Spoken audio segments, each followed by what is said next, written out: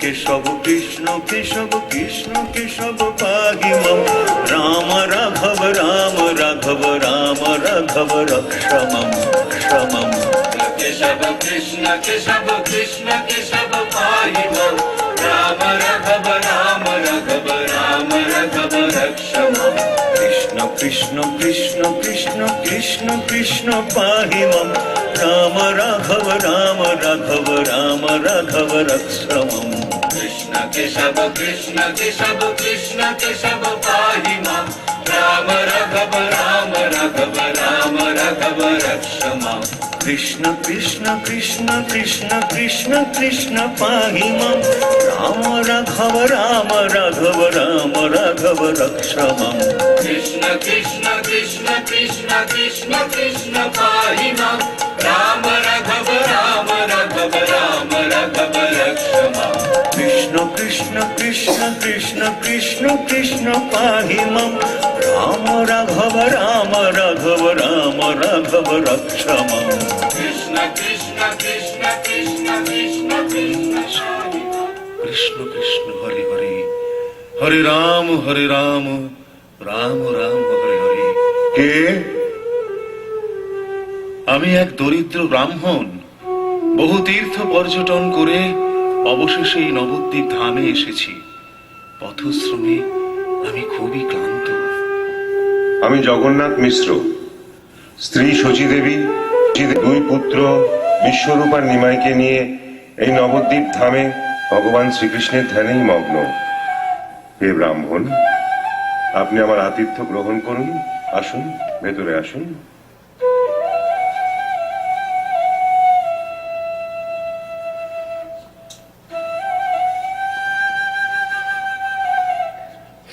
মিশ্র মশাই, আমার একটি প্রার্থনা আছে। নিঃসংকোচে বলুন। আপনি আমার অতিথি, আপনার সেবা করাই আমার ধর্ম। আমার সেবা নয় মিশ্র মশাই, এই গোপালের সেবার জন্যই আমি আপনার কৃপা পাচ্ছি। এ তো আমাদের পরম সৌভাগ্য। ভোগ রন্ধনের সব ব্যবস্থা আমি এখনই করে দিচ্ছি।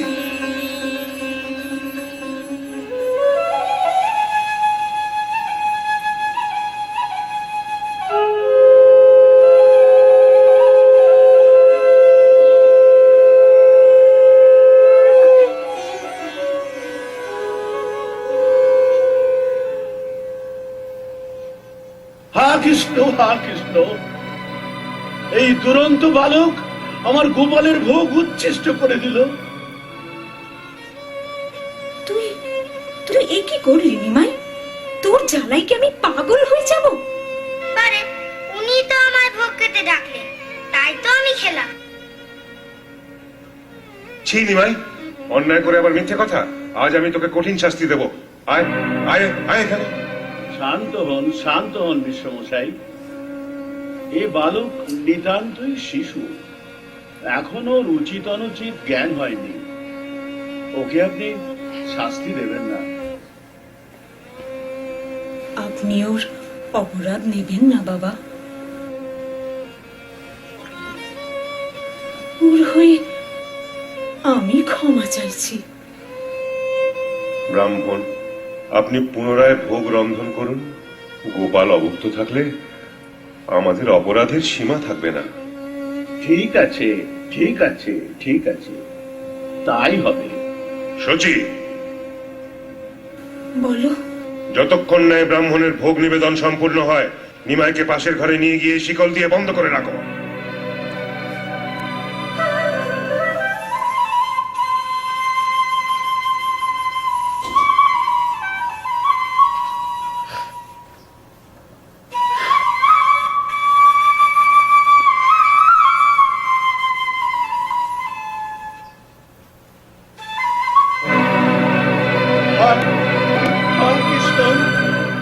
আবার এই সেই দুরন্ত বালক গোপালের ভোগ খেতে শুরু করেছে।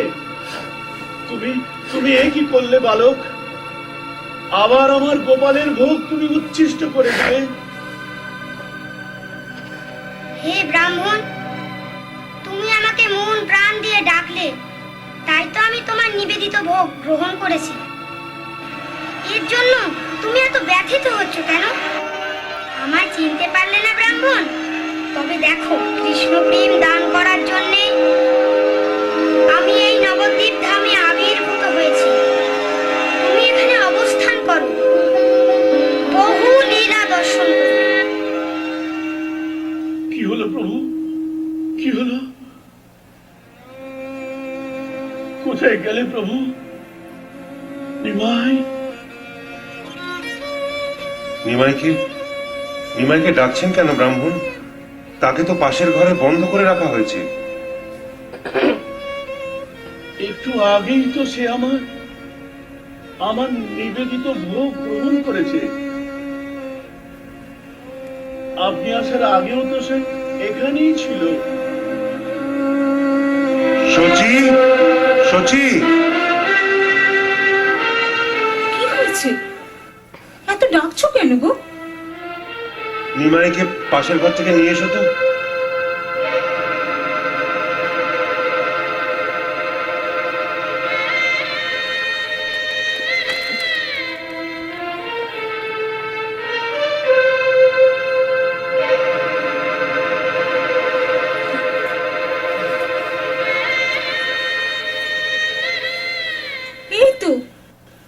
এই তো নিমাইকে এনেছি। কি হয়েছে গো? কি ওর মুখে হাতে অন্নভোগ লেগে রয়েছে, কিন্তু বন্ধ ঘর থেকে নিমাই বাইরে এলো কি করে? কাকে বন্ধ করে রাখবেন মিশ্র মশাই, যিনি সর্বভূতে বিরাজমান?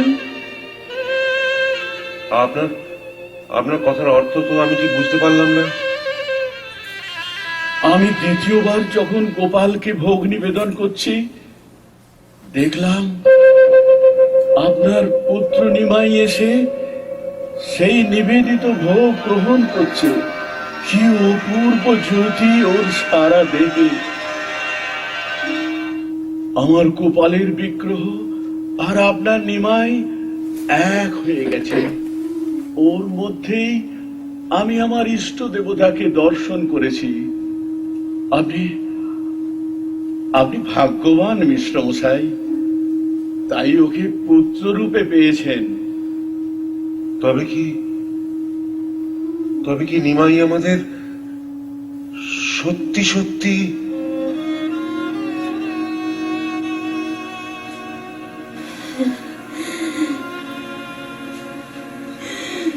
আয় বাপ, আয়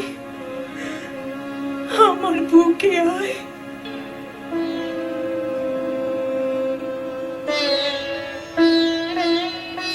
ওই তো জগন্নাথ মিশ্র এদিকে আসছেন। নিমাইয়ের দৌরাত্রির কথাগুলো এবার বলো। আপনারা কি আমায় কিছু বলবেন? বলবো বলেই তো আপনাকে দেখে দাঁড়িয়ে পড়লাম। আপনার ছেলে নিমাইয়ের উপদ্রবে গঙ্গা স্নান, পুজো, আন্নি সবকিছুতেই যথেষ্ট বিঘ্ন ঘটছে। নিমাই আমাদের পুজোর নৈবেদ্য কেড়ে খেয়ে নেয়, বলে আমি দেবদেবীদের দেবতা, আমার পুজো দাও। স্নান করার সময় কাপড় নিয়ে গাছের ডালে রেখে দেয়, বলে তোমরা আমার গোপিনী। না না মিশ্র মশাই, এর একটা বিহিত হওয়া দরকার। আপনারা নিশ্চিন্ত থাকুন, ভবিষ্যতে যাতে এ ধরনের ঘটনা আর না ঘটে তার জন্য আমি উপযুক্ত ব্যবস্থা নেব। হ্যাঁ, তাই যেন হয়। আমরা এখন যাচ্ছি। এই চলো চলো চলো চলো।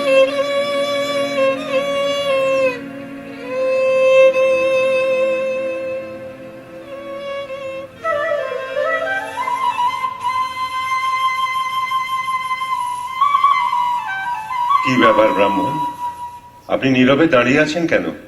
কিছু বলবেন? হ্যাঁ, ওই ব্রাহ্মণ সম্প্রদায় আর ওই মহিলারা যারা নালিশ জানাতে এসেছিলেন, আমি তাদের দলে নই।